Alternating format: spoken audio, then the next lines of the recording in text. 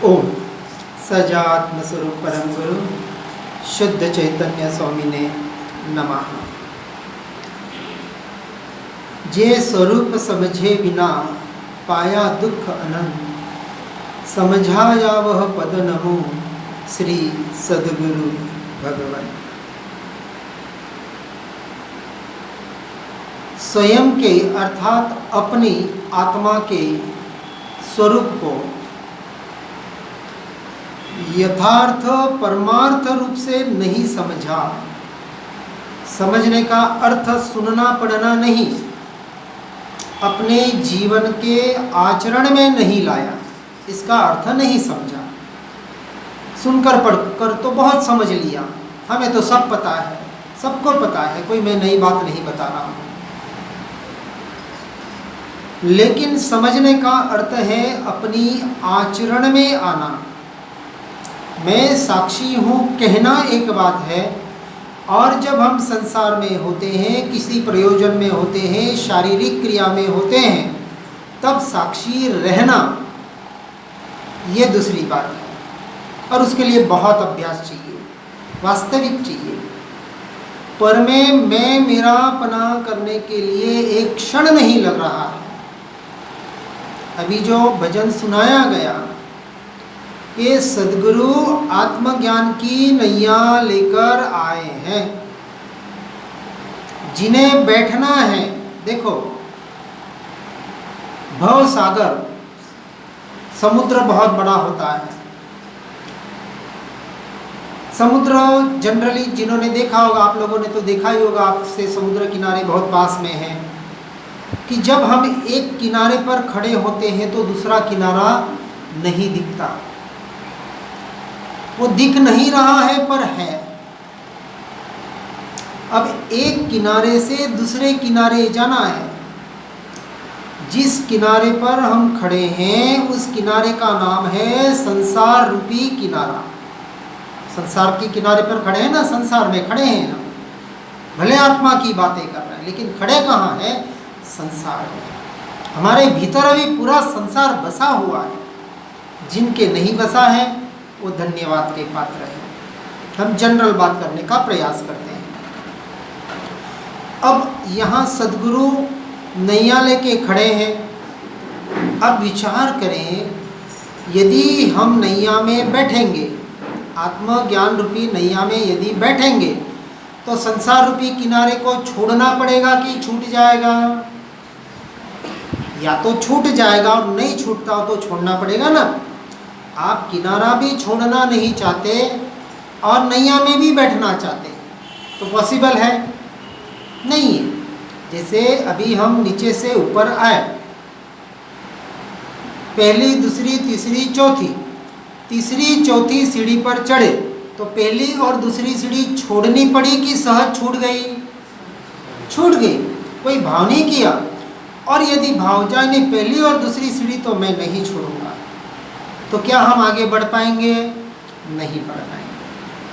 तो ये जो आत्मज्ञान रूपी नैया में सद्गुरु हमें बिठाना चाहते हैं, इस संसार रूपी समुद्र से, भव रूपी समुद्र से, 84 लाख योनि रूपी समुद्र से पार करने के लिए, मुक्ति की दिशा की ओर जाने के लिए, उस परमात्मा पद को प्रकट करने के लिए।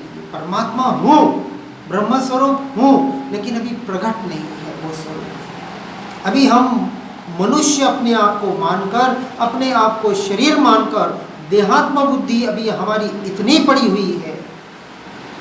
आप संसार में विचार करना, जब हम सांसारिक कार्य होते हैं, ऐसे कोई अनघटित घटनाएं घट जाती है, तब हम कितनी जागृति रख पाते हैं, कितने साक्षी भाव में रह पाते हैं। इसकी ये तो परीक्षाओं की घड़ी होती है जब प्रतिकूलता होती है। इसलिए अनुकूलता में किया हुआ अभ्यास, अभी शरीर अनुकूल है, हमारे संयोग अनुकूल है, हमारा सारा वातावरण अभी हमारे अनुकूल है हमारे आत्मज्ञान की साक्षी की साधना के लिए। यदि इस अनुकूल परिस्थिति में इसका दृढ़ निर्णय नहीं कर पाए तो प्रतिकूल परिस्थिति में नहीं हो पाएगा। और यदि ये अनुकूल परिस्थिति में दृढ़ निर्णय हो गया तो इसकी परीक्षा कब होगी? प्रतिकूल परिस्थिति में। जैसे देखो, आज हमारे जो 2 साधक आए, सवेरे से अभी 4:30-5 बजे तक हम लोगों ने पंखा लाइट किसी का वापर नहीं किया।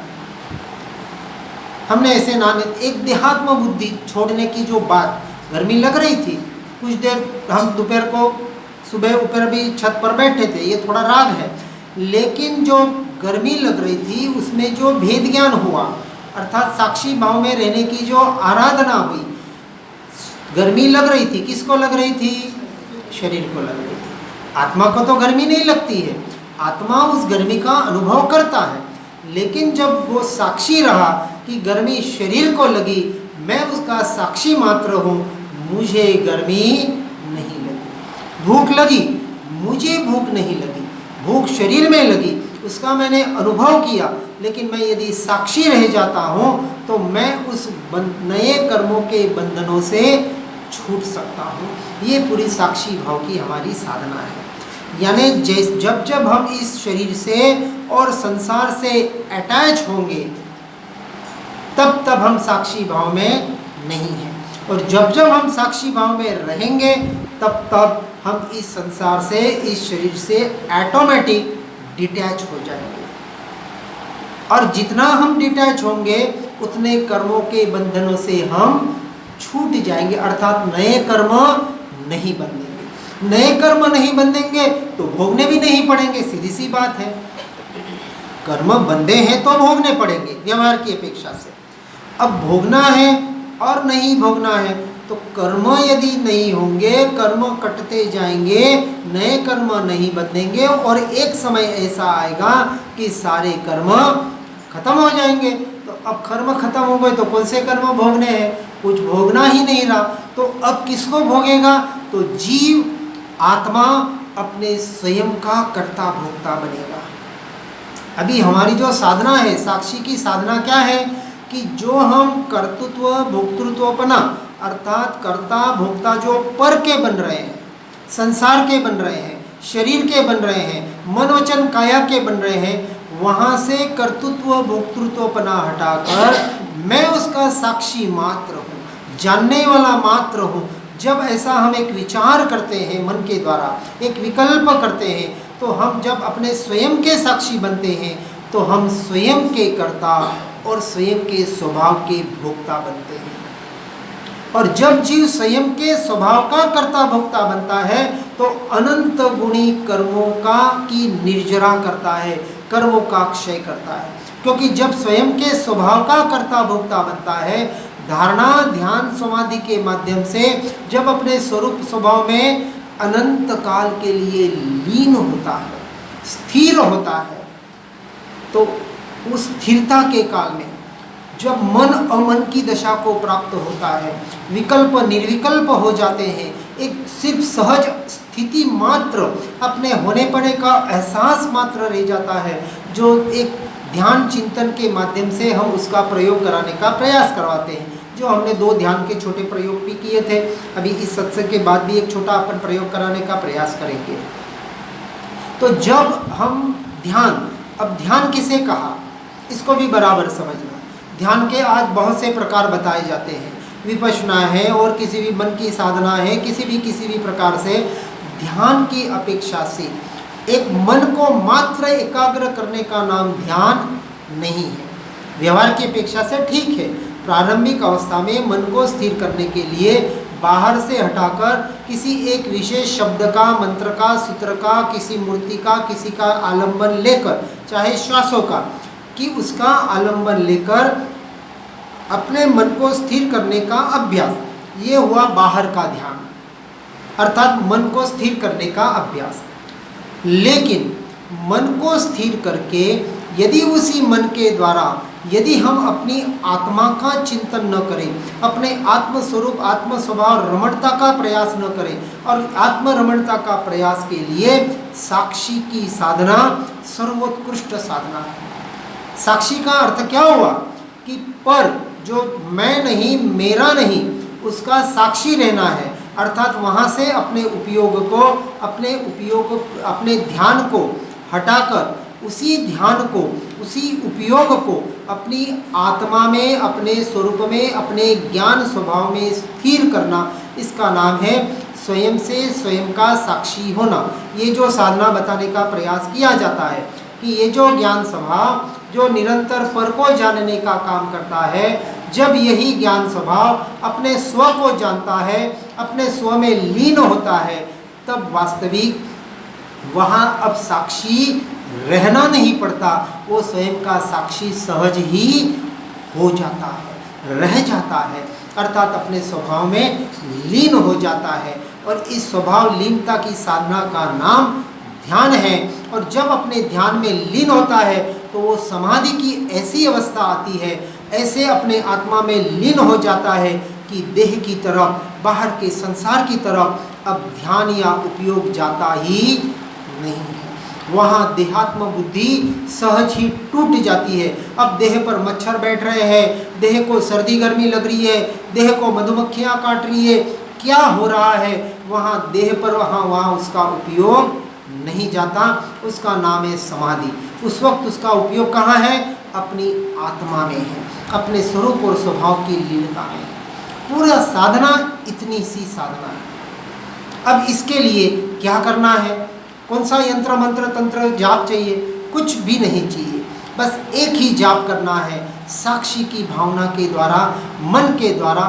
कुछ हमने जैसे एक शब्द का आलम्बन लिया कि मैं जानने वाला हूँ, मैं ज्ञाता दृष्टा मात्र हूँ। मन वचन काया की, शरीर की, बाहर 5 इंद्रियों की जो जो क्रियाएं हो रही है उसको मैं मात्र जानने वाला हूँ। जैसे कहा मैं जानने वाला हूँ, अर्थात मैं साक्षी हो गया। यहाँ मैं का अर्थ क्या है? आत्मा। मैं जानने वाला, मैं इस क्रिया का साक्षी मात्र। ये क्रिया मैं नहीं और मेरी नहीं, क्योंकि मैं शरीर नहीं तो शरीर की क्रिया मेरी कैसी हुई? मैं शरीर होता तो शरीर की क्रिया मेरी होती। अज्ञानी यह मानता है, क्या मानता है? शरीर को मैं मानता है, मेरा मानता है, शरीर से जुड़े संबंधों को अपना मानता है। ये जो मोह माया की जो अनादिकाल का संस्कार जीव पर पड़ा है, ये संस्कार जीव का ही है, और इसी वजह से जीव अज्ञान दशा को प्राप्त हो रहा है, इस भ्रांति में भटक रहा है। किसकी वजह से? स्वयं की जागृति न होने की वजह से, स्वयं के स्वरूप की पहचान न होने की वजह से। ये हुई एक स्थिति। अब सिक्के के जैसे 2 पहलू कि अपने स्वरूप को, स्वभाव को तो नहीं समझा, लेकिन संसार के, शरीर के, देह के स्वरूप के स्वभाव को भी नहीं समझा, इसलिए उसमें एकत्व ममत्व कर रहा है, इसलिए इसमें पर में मैं और मेरापना कर रहा है। जब उसके स्वरूप को यथार्थ रूप से समझेगा कि संसार असार है, मैं शरीर नहीं हूँ, शरीर से जुड़ा संसार मेरा नहीं है। जब मैं नहीं हूँ, मेरा नहीं है, जैसे ये मकान मेरा नहीं है तो इस मकान में रहने का मुझे अधिकार है? तो ठीक है, मेहमान की तरफ 4, 8, 15 दिन रह गया, वो बात अलग है। यदि मैं यहाँ कब्जा कर लूँ और कह दूँ ये मेरा मकान है, अब मैं यहाँ से नहीं निकलूँगा, अब मकान मालिक क्या करेगा? पहले तो समझाएगा, नहीं समझेगा तो जोर ज़बरदस्ती करेगा, नहीं जोर ज़बरदस्ती से निकालता है तो पुलिस कंप्लेंट करेगा, करेगा कि नहीं करेगा? सारे जितने उपाय करने हैं, भले किसी को दादा को बुला के ज़बरदस्ती गुंडागर्दी करके उसको घर से निकालेगा। देखो भाई, ज़बरदस्ती मेरे मन पे, घर पे इसने कब्जा कर रखा है। तो जैसी ये मान्यता है कि ये मकान मेरा नहीं है, उसी तरह मान्यता ये जो किराए का मकान, शरीर रूपी मकान इस आत्मा को रहने के लिए मिला है। कितने साल के लिए?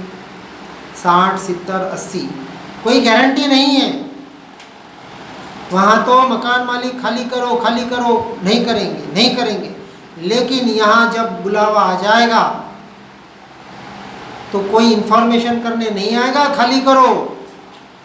और इन्फॉर्मेशन तो मिल रही है, सुनना कम हो गया, दिखना कम हो गया, अब इन्फॉर्मेशन दे रहे हैं, अब जाने का समय आ गया, लाठी हाथ में आ गई, कमर झुक गई, बाल सफ़ेद हो गए, ये सारे इन्फॉर्मेशन है यहाँ से जाने के। तो प्रकृति हमें इन्फॉर्मेशन दे रही है कि अब कुछ ही दिनों में तेरे ये किराए का मकान खाली करना पड़ेगा ना। कि नहीं करना, कब्जा जमा के बैठना इस पे? हम चाहेंगे तो भी नहीं जमा सकते। किसी को निकालने की जरूरत नहीं पड़ेगी, प्रकृति आके इसको खाली ले जाए, करा देगा। इसको अपनी जहाँ जहाँ जिसको जाना है, इसके कर्म के उदय से जो भी कहे, तो आज नहीं तो कल जब ये इस मकान को छोड़ना ही है, छूटना ही है, तो ये मकान खाली करना पड़े, इससे पहले यदि हम इसको खाली कर दें तो वो दुख नहीं होगा मकान खाली करने का कि देखो अब मुझे खाली करना पड़ रहा है, अब मैं कहाँ जाऊँगा, कहाँ रहूँगा। तो पहले से अब हमें जगह मिल गई है रहने की, मिल गई कि नहीं जगह? कौन सी जगह मिली? अपना आत्म स्वभाव। अनादि काल से मैं अपने में था, आज अभी भी अपने में ही हूँ, और अनंत काल तक, जब तक, क्योंकि मैं अजर अमर अविनाशी तत्व हूँ, मेरा जन्म नहीं, मेरा मरण नहीं, अर्थात मैं उत्पन्न भी नहीं हुआ और मेरा नाश भी नहीं। जब मेरा नाश भी नहीं है तो अनंत काल तक मैं तो रहने वाला हूँ ना। बदल कर रहूँगा कि जैसा हूँ वैसा ही रहूँगा? कैसे रहूँगा? जैसा का तैसा है ना। बदलाव व्यवहार से आया, बाहर आया, ये जड़ में आया, लेकिन आत्मा के स्वभाव में कहीं बदलाव आया क्या? जो आत्मा का परमात्मा रूप स्वभाव है, त्रिकाल स्वभाव है, जो न कभी बदला न कभी बदलेगा, इसलिए उसको त्रिकाली भी कहते हैं। तीनों काल में एक जैसा रहने वाला स्वरूप अपेक्षा से, बाहर की अपेक्षा से नहीं, बाहर की अपेक्षा से बदल रहा है, लेकिन स्वभाव और स्वरूप की अपेक्षा से जैसा का तैसा है। ऐसा जो आत्मा, ऐसा जो ब्रह्म स्वरूपी भगवान आत्मा जो मैं हूँ, उस मैं में एकत्व करना है, और उसमें एकत्व करने के लिए इस असार, क्षणभंगुर, नश्वर, नाशवान, इस बाहर के संसार के स्वरूप को भी समझना पड़ेगा।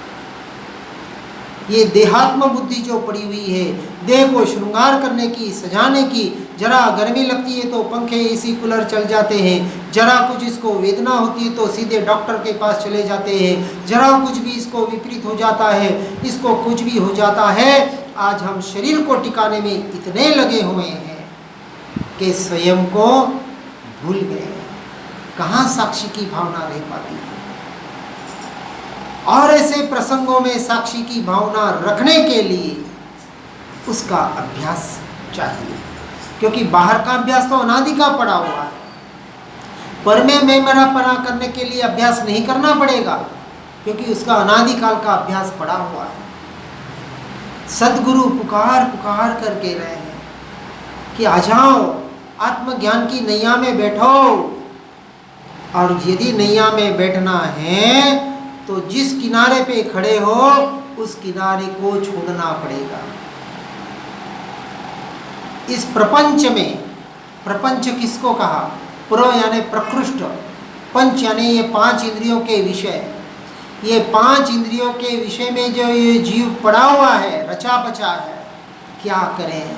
हम तो संसार में हैं, जाना पड़ता है, करना पड़ता है, रिश्तेदारी निभानी पड़ती है, ये पड़ती है, करना पड़ता है, ये जो शब्द है ना, ये स्वयं को ठगने वाले हैं। रिश्तेदारी निभाना अलग वस्तु है, व्यवहार निभाना अलग वस्तु है, लेकिन मान्यता में, श्रद्धा में ये आना कि ये करना पड़ता है, हम नहीं करेंगे तो कौन करेगा। इस क्षण ये देह छूट जाएगा तो क्या ये रिश्तेदारियां रहेगी कि नहीं रहेगी?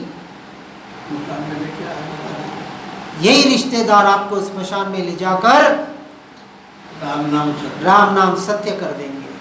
किसको करेंगे? आपको करेंगे? नहीं, शरीर को करेंगे। और जिस शरीर के संबंधों में हमने मैं मेरा माना है, किसके द्वारा? इस शरीर के द्वारा। संबंध किसके हैं? आत्मा के हैं कि शरीर के हैं? शरीर का है। आत्मा का कोई बेटा नहीं है, आत्मा की कोई पत्नी नहीं है, आत्मा का कुछ भी नहीं है।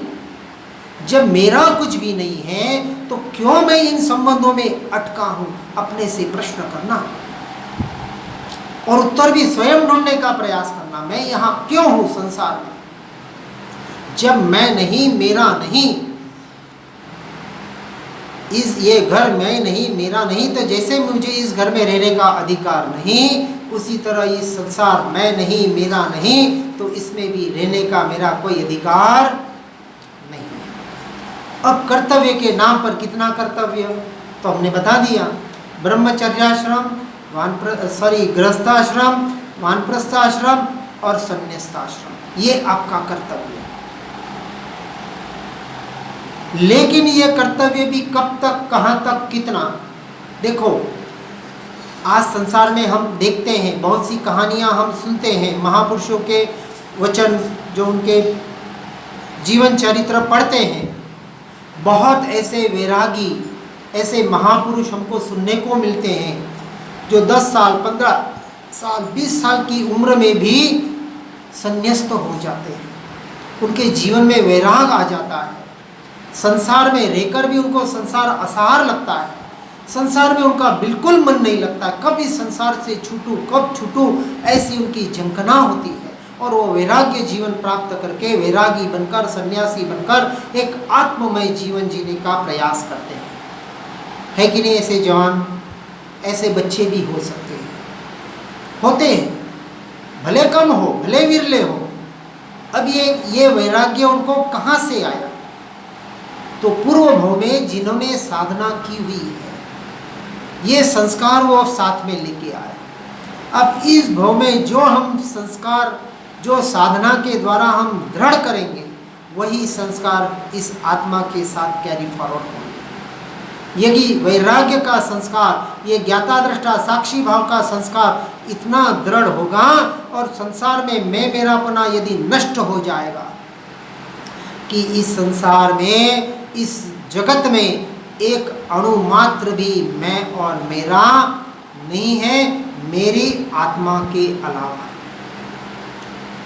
इसका नाम है अहम ब्रह्मास्मि, तत्वमसि, कि मैं, वही तो मैं हूँ, और जो मैं हूँ इसका अर्थ मेरे अलावा अन्य में कुछ भी नहीं। जब अन्य में कुछ भी नहीं हूँ, इसका भी साथ में निर्णय करना पड़ेगा, इसका भी साथ में पुरुषार्थ अभ्यास करना पड़ेगा। ये मैं नहीं, ये मेरा नहीं, तब जाके हम उसके साक्षी रह पाएंगे। साक्षी का अर्थ ही वही हुआ कि जो मैं उसका साक्षी हूँ, अर्थात ये मैं नहीं हूँ और मेरा नहीं है, इसलिए तो मैं साक्षी हूँ। नहीं तो साक्षी आप रह ही नहीं पाएंगे।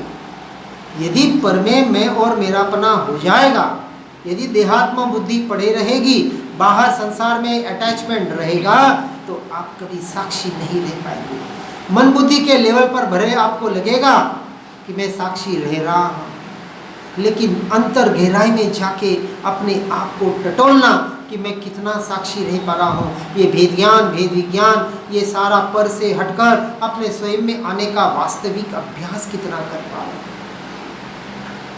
जिसका सच्चा अभ्यास है, जो अपनी आत्मा में ही को ही पाकर उसी में लीन होना चाहता है, जो सच्चा मुमुक्षु है, वो अपने कर्तव्यों को झट से झट निपटाकर वहाँ से निरंतर छूटने का ही प्रयास करेगा। यदि कहा कि संसार कीचड़ है, मलमूत्र की ये शरीर खान है, क्या है?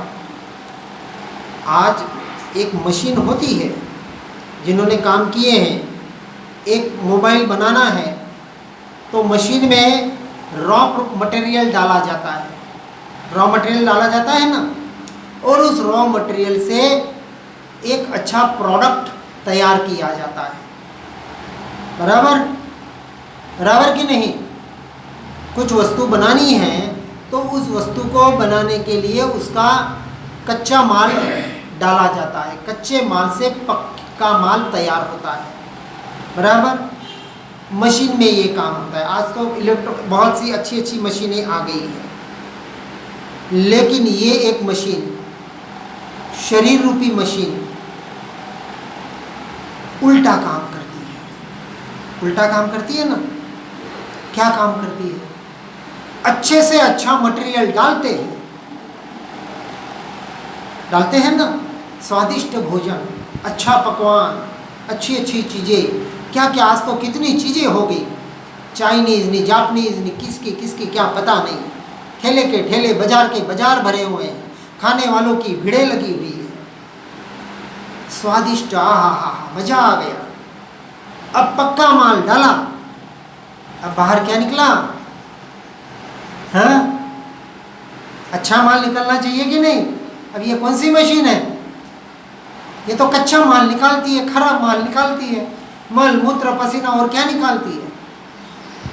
कभी कफ हो जाए, खांसी हो जाए। इसी मल मूत्र को आप हाथ लगाना पसंद करेंगे? अरे हाथ लगाना तो छोड़ो, देखना पसंद नहीं करेंगे। अरे मल मूत्र की बात तो छोड़े, स्वादिष्ट भोजन आप खा रहे हैं, क्या खा रहे, बहुत अच्छा लग रहा है। जैसे बहुत जने होते हैं लालची, लोभी, अच्छा है, बहुत है, चलो चेपो, भरपेट खाओ, भूख नहीं है और भर गया और खाओ, अच्छा लग रहा है। और माल, फोकट का माल कब मिलेगा? फोकट का माल होता है ना, डालने की बहुत जनों की आदत होती है। अब वो माल डाल रहा है और इतना डाल दिया, ऑन द स्पॉट उल्टी हो गई। कितनी देर लगी? खा रहा है, खाते खाते उल्टी हो गई। कितनी देर लगी? एक क्षण, 1 सेकंड लगा ना। अब उस उल्टी को वापस चाटो, अभी तो खाया भैया। अरे चाटना तो छोड़े, उस उल्टी की गंध भी हमें पसंद नहीं आती, उस उल्टी को देखना भी हम पसंद नहीं करते। और हमारे भाई लोग तो महा होशियार है, बहनों को, माताओं को बोल देंगे भाई साफ कर, है ना? यही होता है ना, बच्चों की टट्टी साफ करने का काम माताओं बहनों का। आजकल के लोग, पुरुष लोग थोड़ा थोड़ा करने लग गए हैं, क्योंकि मजबूरी है। पति पत्नी दोनों सर्विस को जाना है, पत्नी कहेगी साफ करो, नहीं तो पड़ा रहने दो, मैं क्या करूं, मुझे भी सर्विस जाना है, तो दोनों को मिलके करना पड़ता है। आज सिटियों में, शहरों में जो व्यवस्था चल रही है, अपना विषय नहीं है। कहने का तात्पर्य है कि ये जो माल मटेरियल भीतर डाल रहे हैं, ऐसे माल मटेरियल डालकर, अच्छा माल डालकर खराब माल निकालने वाले मशीन में हमने मैं मेरापना कर रखा है। इससे बड़ी मूर्खता क्या होगी? पर अपने आप को बहुत होशियार मानते हैं, मेरे से होशियार कोई नहीं। देखो कितना शाना, मैंने दूसरे को बेवकूफ़ बनाया। दूसरे को बेवकूफ़ बनाने में होशियारी मानते हैं, स्वयं बेवकूफ़ बन रहे, उनको पता नहीं। ये देहात्म बुद्धि पड़ी हुई है। हम जो खाना खाते हैं कितने घंटे में पचता है? बताओ बताओ फटाफट, झूठ। कितने घंटे में पचता है? 4 से 5 घंटे में, बिल्कुल। 5 घंटे में जो खाया वो पच जाता है, इसलिए फिर भूख लगती है 5 घंटे बाद। सुबह 8 बजे नाश्ता किया, पेट भर गया, 1 बजे भूख लगी कि नहीं? 2 बजे भूख लगी कि नहीं? क्यों लगी? क्यों खाया हो, पच गया। पच गए का मतलब क्या हुआ? क्या हुआ? जो खाया उसका जितना पचा, उसका खून, हड्डी, मांस, जिसको सप्त धातु कहते हैं, ये शरीर, वो बन गया। और जो बाकी का बचा था, यानी हम सुबह हमने चर्चा की इसके ऊपर कि 5% 10% पचा, 90% मल मूत्र के रूप में चला गया। कहाँ गया? जो मल का स्थान है, जो मूत्र का स्थान है, वहाँ जाके जमा हो गया, जिसको हम लेट्रिन कहते हैं। तो 5 घंटे में वो लेट्रिन और पेशाब बनाने की ये मशीन वो बना दी उसने। और उसका जो प्रोडक्ट था, कौन सा? हाड़, मांस, मज्जा, खून, ये जो उसका मेन प्रोडक्ट था वो उसने बना दिया। ठीक है, अब वो कहाँ बना? शरीर में ही बना। तो जो हाड़, मांस, मज्जा, खून बना, नया, पुराना निकल गया। समझना इस बात को, हमें दिख नहीं रहा है। पुराना खून, पुराने परमाणु उस शरीर से निकल गए, नए बन गए। वो अभी टट्टी पेशाब कहाँ पड़ी है? शरीर में पड़ी है। जिस शरीर में हमने मैं मेरापना कर रखा है, कब तक पड़ा रहेगा? आज सुबह आपको लेट्रिन, बाथरूम, आपने शौच को सब शुद्धि कर ली। अब जिनका रेगुलरिटी है वो दूसरे दिन सुबह करेंगे, बराबर ना? किसी को दिन में 2-3 बार लगे वो बात अलग है, लेकिन जनरल क्या होता है? सुबह शौच को गए, लेटरिन बाथरूम को गए तो दूसरे दिन सुबह जाएंगे। अब 24 घंटे वो मलमूत्र कहाँ पड़ा है? शरीर में पड़ा है ना। अब बदबू आती है आपको, गंदगी महसूस होती है, पड़ा तो शरीर में है, वो सिर्फ सुबह निकलने वाला है शरीर से और कुछ नहीं होने वाला है। देखो, जब गर्भ में बच्चा आया, जैसे ही महीना, 1.5 महीना, 2 महीने बाद एक हमारे माता बहन को पता चला कि गर्भ में बच्चा ठहर गया, फट से बच्चे में मैं मेरापना हो गया कि नहीं? सबको पता है। जैसे ही पता चला कि गर्भ में बच्चा आ गया, अभी बच्चे को देखा नहीं है, बच्चा रहेगा नहीं रहेगा, 9 महीना जिंदा रहेगा अभी मालूम नहीं है, काला है, गोरा है, अंधा है, लूला है, लंगड़ा है, कैसा होगा कुछ भी मालूम है? मालूम नहीं। कोई बता पाएगा? ऐसी कोई मशीन आज तैयार हुई है कि जो 1 महीने के बच्चे को आपको दिखा दे, उसका फोटो उसके मशीन में? आज कोई मशीन तैयार नहीं है। 2-2.5 महीने के बाद वो बच्चे का अंश दिखा सकते हैं। ये हमारा शरीर, ये मैं आत्मा जब माँ के गर्भ में था, मैं भी इतना था कि नहीं? इस आत्मा का शरीर जब माँ के गर्भ में पैदा हुआ कितना था कि आंखों से भी नहीं देख पा रहा था। फिर 1 दिन का हुआ, 1 महीने का हुआ, कौन हुआ? शरीर।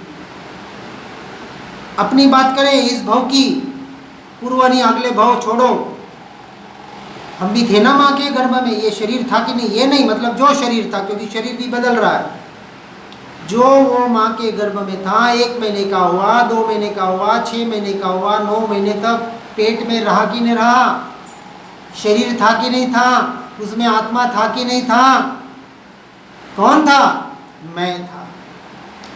9 महीने बाद शरीर से बाहर निकला, जन्म हुआ। किसका जन्म हुआ? मेरा जन्म। सारी मिथ्या भ्रांति में जीव जी रहा है, और दूसरी तरफ कह रहा मेरा जन्म नहीं और मेरा, इसको द्वैत कहते हैं। द्वैत में ही जी रहा है, बात अद्वैत की कर रहा है। जीवन एक देखें, हमारा संसार का जीवन अपना निरीक्षण करना है, किसी के कहने से नहीं। आप अद्वैत का जीवन जी रहे, बहुत अच्छी बात है। सद्गुरु वही तो कह रहे हैं कि आप एक अद्वैत का जीवन जिए, लेकिन अद्वैत का जीवन जीने के पहले द्वैत को समझना पड़ेगा, 2 को 2 समझना पड़ेगा, मानना पड़ेगा, स्वीकार करना पड़ेगा। जड़ को जड़, चेतन को चेतन स्वीकार करना पड़ेगा, यथार्थ रूप से, पढ़कर सुनकर नहीं। जैसे ही संसार में गए, देखो आज हम आपको एक माला देंगे, करेंगे, एक मंत्र जाप देंगे माला गिनने को। ताकत है तो जोर से करना, बोल के मंत्र, जैसे ओम ओम आपको जाप देंगे तो आप ओम ओम जोर से बोल सकते कि नहीं? घर वालों के सबके सामने बोल सकते हैं, बोल सकते हैं। अब एक मंत्र मैं आपको देता हूँ, आपकी ताकत है आप में तो जोर से बोलना, और ताकत नहीं है तो मन में बोलना, ठीक है? अलग अलग माला है, आज जपनी है ना, मैं प्रयोग दे रहा हूँ, प्रैक्टिकल। आप बोलते हैं ना हमको प्रैक्टिकल बताओ, आज करना है। जिनको में साहस है उनको तो करना ही करना है, कम से कम आज के दिन तो करें, परमानेंट करें तो बहुत अच्छी बात है, ठीक है? जैसे आप साक्षी रहेंगे, हम साक्षी की साधना में क्या बताएं कि शरीर की जो जो क्रिया है उसका मैं साक्षी हूँ, उसको मैं जानने वाला हूँ। अब इसका जाप करते हैं। यहाँ से आप अपने घर जाएंगे, जाएंगे कि नहीं जाएंगे? जाएंगे। अपना घर कौन सा? चलो अच्छी बात है, बाहर का अपना घर और भीतर का अपना घर। अब बाहर के अपने घर पे जाएंगे। अब समझना, बाहर का जो अपना घर है, जो आपका परमानेंट एड्रेस है, परमानेंट एड्रेस है ना? नहीं है, चलो सब जागृत है। परमानेंट एड्रेस कहाँ है? हम स्वयं हैं। देखो एक इंग्लिश में डेथ, मृत्यु बोलते ना, उसकी परिभाषा आती है। What is the meaning of death? Death is nothing but change of dress and address. मृत्यु किसे कहा? मृत्यु का अर्थ है अपना ड्रेस। कौन सा ड्रेस? शरीर। ये ड्रेस बदलना, और एड्रेस, यानी अभी जहाँ रह रहे वहाँ से निकलकर कहीं और जाना। इसका नाम मृत्यु है, और कुछ मृत्यु है ही नहीं है। वास्तविक कोई मृत्यु नाम की चीज ही नहीं है। एक नियम धारणा, किसी की भी मृत्यु हो जाए, किसी की भी, चाहे बेटा हो, पत्नी हो, पति हो, और इसकी शुरुआत दूर के रिश्तेदारों से करना, क्योंकि देखो एकदम अपने से करना थोड़ा कठिन होता है। भूल के भी शोक मत करना यदि आप सच्चे मुमुक्षु है तो, और शोक करोगे तो सबसे महाकर्म का बंध करोगे, अपने आप को छलोगे। शोक का अर्थ क्या हुआ? ये भय, शोक, ये सारे जो पड़े हुए हैं ना, ये सारे कुसंस्कार हैं जीव के। शोक करने का अर्थ आपने उस मृत्यु को स्वीकार किया, उस शरीर के मृत्यु को स्वीकार किया, उसके संबंधों को स्वीकार किया, अर्थात आपने आत्मा को ब्रह्म स्वरूप का अस्वीकार किया, महापाप किया। ब्रह्म का अस्वीकार और मृत्यु का स्वीकार, शोक उसका नाम। भूल के भी शोक मत करना। इसलिए जो दूर के रिश्तेदारी से शुरुआत कर लेना। रोज अखबार देखते हैं, आपके यहाँ न्यूज़पेपर आता है कि नहीं? हम जब संसार में थे, मैं मेरी बात करूं, अब तो आपको बताऊं 6 साल में 10 बार भी मैंने न्यूज़पेपर नहीं देखा। कितना? 6 साल में। अभी भूला भटका कोई सामने आ गया और नज़र चली गई तो बात अलग है, बाकी मंगा कर लेकर 10 बार भी 6 साल में मैंने अखबार, न्यूज़पेपर को, टीवी को हाथ नहीं लगाया। ऐसा विरक्ति का जीवन जीना पड़ता है ब्रह्म स्वरूप को प्राप्त करने के लिए। संसार में रह के काम नहीं होता है। ये तो रोज समाचार सुन रहे, उधर क्या हो रहा है, इधर क्या हो रहा है, वो क्या कर रहा है, कांग्रेस क्या कर रही है, बीजेपी क्या कर रहा है, क्या लेना देना? जिनसे लेना देना नहीं, उनसे हमने लेना देना बना रखा है, और हम ब्रह्मास्मि की बात करते हैं। हम मुमुक्षु के लिए बात है ये। हम लोगों को इन चीज़ों से हटना ही है। जो बिना काम की चीज़ें हैं उसको हम कहते हैं अप्रयोजनभूत बातें, अप्रयोजनभूत क्रियाएं, अप्रयोजनभूत चर्चाएं। इनसे सबसे पहले हमको बचना है। ये मुमुक्षु का लक्षण है। ये बाहर की क्रिया बता रहा हूँ, ये संसार के स्वरूप को कहाँ समझ रहे हैं? यहाँ आत्मा की बातें करते हैं और घर जाकर टीवी चालू करते हैं, संसार में वहाँ क्या हो रहा है, वहाँ क्या हो रहा है। अरे क्या करना तुझे, कहाँ क्या हो रहा है? अपने को जान ले, साक्षी रहे। संसार में जो जो हो रहा है उसकी योग्यता से हो रहा है, उसका तुझे साक्षी रहना है। साक्षी की साधना करनी है, वहाँ संसार में रह के करनी है। यहाँ आके तो सुनते पढ़ते हैं, उसका वहाँ उपयोग करना है। तो आज एक माला दे रहा हूँ। एक माला नहीं है, 10 माला है रोज की, ठीक है? तो अपने घर में आने के लिए, अपनी आत्मा में साक्षी होने के लिए जब यहाँ से जाओगे, व्यवहार से जो आपका घर है, ठीक है, जैसे ही घर दिखे दूर से, क्या जैसे ही घर दिखा, भले आपका आधा किलोमीटर से दिखता है, 100 मीटर से दिखता है, जैसे ही घर दिखा देखना और एक माला चालू करना, ये घर मेरा, वहीं से चालू करना। देखो पूरी एक प्रैक्टिकल साधना बता रहा हूँ, ये मैंने किया अपने जीवन में। ये घर मेरा, जब शरीर रूपी घर, जिस घर में मैं आत्मा रह रहा हूँ, ये घर भी मेरा नहीं है जिसमें मैं रह रहा हूँ। तो ये बाहर मिट्टी का मकान, ये घर जिसको मैंने मैं और मेरा कहा, वो मेरा कहाँ से? ये सुन पढ़ तो लिया, लेकिन अभी बोला नहीं, माना नहीं। अभी घर पे जाएंगे तो बोलेंगे ये तो मेरा घर है, तो और घर को सजाने में लग जाएंगे, लगेंगे कि नहीं लगेंगे? तो वहाँ से हमें बचना है, ठीक है? तो एक माला चालू करेंगे। कौन सी करेंगे ना? सच्चे मुमुक्षु है तो करना। ये साक्षी की भावना कि मैं इस घर का साक्षी मात्र हूँ, ये घर मेरा। फिर घर पे जाएंगे, समझो दरवाज़ा बंद है तो डोरबेल बजाएंगे ना, तो दरवाज़ा खुलेगा, और समझो दरवाज़ा खुला है तो आप अंदर घर में प्रवेश करेंगे। जो भी दरवाज़ा खोलेगा या जो भी सामने दिखेगा, कौन दिखेगा? पति दिखे, पत्नी दिखे, बेटा दिखे, पोता दिखे, कोई ना कोई दिखेगा। अब वहाँ माला चालू करेंगे। कौन सी? ये पति मेरा, अब जोर से बोलेंगे, ये पत्नी मेरी, जोर से बोलेंगे। ताकत है तो बोलना, और नहीं है तो मन में बोलना। मन में तो बोल सकते हैं ना, आपके पति पत्नी को मालूम नहीं पड़ेगा, डरना मत, वो आपके बेलन लेके पीछे नहीं पड़ेगी। हाँ, तो मन में चालू करना, जो भी सामने आ जाए। पोता, ये पोता मेरा, ये नाती नाता मेरा, करना है, जाप करना है। देखो एक प्रयोग, वो बोलते हैं ना, मूल से ब्याज ज़्यादा प्यारा होता है, यानी पोता पोती नाता नाती होते हैं ना, ज़्यादा प्यारे होते बेटा बेटी से। एक प्रयोग करना, साहस चाहिए उसमें, और हमने प्रयोग किया हुआ है। हमने यानी मैं मेरी बात बता रहा हूँ। मैं मेरे छोटे बेटे के शादी में तो गया ही नहीं था, जा नहीं पाया था, जो भी मेरी उस वक्त स्थिति थी। पोता हुआ, पोते को 3 महीने बाद उसका चेहरा देखा, वो भी मोबाइल पे।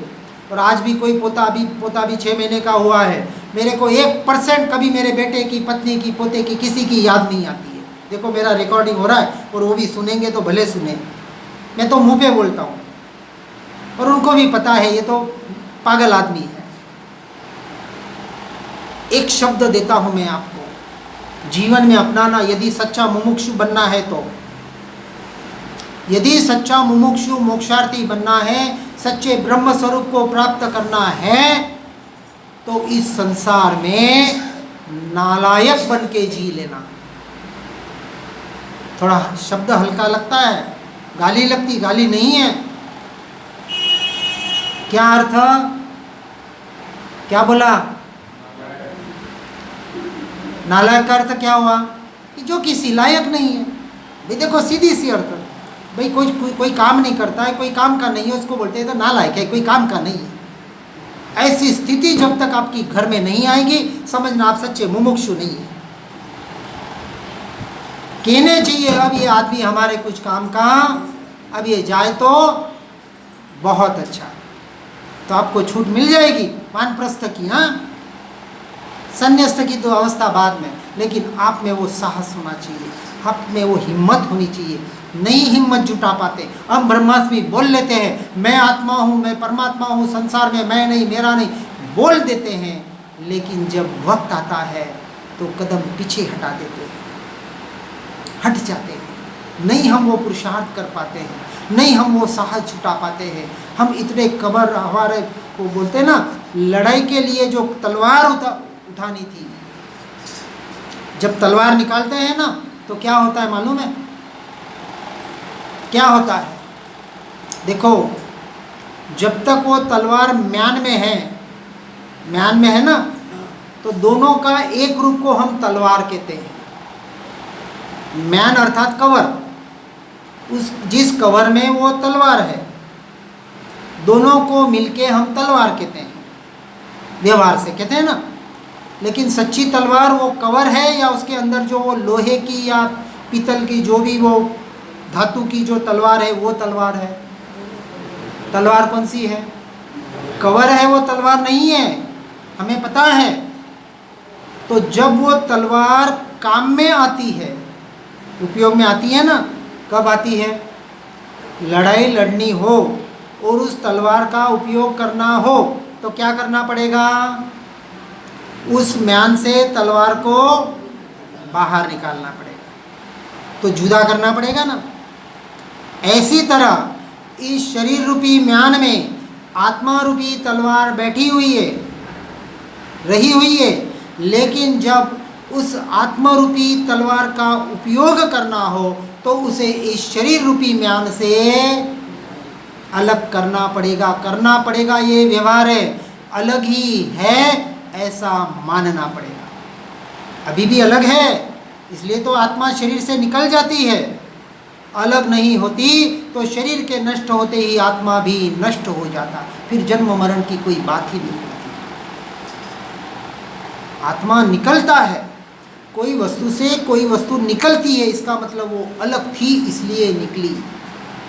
पानी में कचरा था, आज फिल्ट्रेशन आते हैं ना, आरओ और ये एक्वागार्ड जो भी मशीनें आ रही है, या हम छन्नी से छनते हैं, तो कचरे को अलग किया जाता है, कचरा अलग होता है। क्यों होता है कि पानी में कचरा था, पर पानी में होते हुए भी वो कचरा उस पानी से अलग था। हमें मान्यता में है, इसलिए हम उसको अलग करने का प्रोसेस करते हैं। तो मान्यता में यह है कि आत्मा शरीर में रहते हुए भी इस शरीर से भिन्न है, न्यारा है, स्वतंत्र है। अब उसका प्रोसेस करो अलग करने की, और उसी का नाम है भेद ज्ञान और भेद विज्ञान, साक्षी भाव की साधना। जो अलग ही है उसको अलग स्वीकार करना है। तो दो को दो स्वीकार किया, शरीर को शरीर, जड़ को जड़ और जीव को जीव स्वीकार किया। अब जीव भाव में आ जाओ, शरीर भाव से निकल जाओ, तो आपकी साधना सक्सेस है। तो साधक है आप। और इस साधना के लिए, इसके अभ्यास के लिए एकांत स्थान है। अभ्यास एकांत में होता है और परीक्षा संसार में घर पे जाके होती है। और यदि परीक्षा में वो सफल हो जाए तो धीरे धीरे उसका संसार छूटता है, छूटना चाहिए। उसका नाम है वानप्रस्थ अवस्था। अब उसके कर्तव्य पूरे हो गए, बेटे बेटियों की शादी हो गई, उसके जिम्मेदारी खत्म हो गई। अब वो कहेगा अब मुझे मेरा काम करना है, और मेरा काम इस संसार में रह के, इस कीचड़ में रह के नहीं होगा। कीचड़ से निकलकर मुझे एकांत स्थान में, एकांत ऐसे आश्रम में, ऐसे किसी निवृत्ति स्थल में जाके वो सिर्फ अपनी आत्मा की साधना करेगा। बीच बीच में घर पे आ जाएगा, फिर वहाँ जाके अपनी साधना करेगा और अपनी साधना को दृढ़ बनाने का प्रयास करेगा। ये सारा प्रयास है। हमने आपको ये आज एक माला दी है, उसको माला को आज तो गिन ही लेना, रोज़ गिनोगे तो बहुत अच्छी बात है। ये माला गिनते गिनते ये शरीर में नहीं, ये शरीर से जुड़ा संबंध मेरा नहीं, मन में जपते जाना है। और जैसे जैसे जपोगे आपका जो कर्तव्य है, आपका जो काम है, आप करते रहें, अपना कर्तव्य पूरा करें। हम कर्तव्य से भागने की बात नहीं करते हैं, लेकिन कर्तव्य में अटकने की भी बात नहीं करते हैं। आपको कर्तव्य के नाम पर संसार में अटकना नहीं है। अटकना तो एक ही जगह है। इतना कहा कि देवगुरु शास्त्र का अटकना भी आपको स्वरूप से भटकाता है, लेकिन वो अंतिम अवस्था है, पहले नहीं। तो पहले संसार से तो छूटना ही है, फिर इस मार्ग में आने के बाद जब हम अपनी आत्मा में लीन हो जाते हैं तो सारा पर छूट जाता है। और ये आत्मलीनता के मार्ग से, इस साक्षी की साधना के मार्ग से जीव मुक्ति की, मोक्ष की आराधना कर सकता है। हर जीव इस साधना को, आराधना को कर कर अपना एक जीवन, आत्ममय जीवन बनाने का प्रयास और पुरुषार्थ करे। इसी भावना के साथ ओम नमः सिद्धम। आत्म ही है देव निरंजन, आत्म ही सद्गुरु भाई। आत्म शास्त्र धर्म आत्म ही तीर्थ, आत्म ही सुखदाई। आत्म मन नहीं है रत्नत्रय, पूरित अवगाहन सुखधाम। ऐसे देव शास्त्र सद्गुरु को, धर्म तीर्थ को सतत प्रणाम। धर्म तीर्थ को सतत प्रणाम।